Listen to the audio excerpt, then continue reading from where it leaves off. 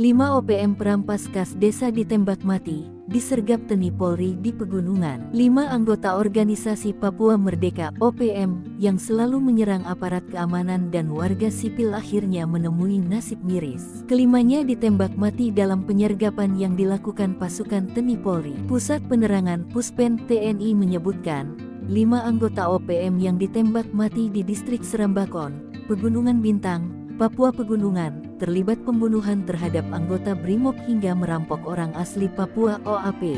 Dilansir tribunpapua.com, Kepala Puspen Kapuspen TNI Laksamana Muda Julius Wijoyono mengatakan, 5 anggota kelompok separatis teroris itu terlibat dalam berbagai gangguan keamanan dan aksi kriminal sejak awal 2023. Mereka menyerang dan merampok masyarakat, menyerang pemerintah kabupaten dan aparat desa jika tidak menyetor sejumlah uang kepada mereka, kata Julius. Selain menembak 5 anggota OPM, Satgas Damai Cartens juga menyita sebanyak 3 senjata api senpi.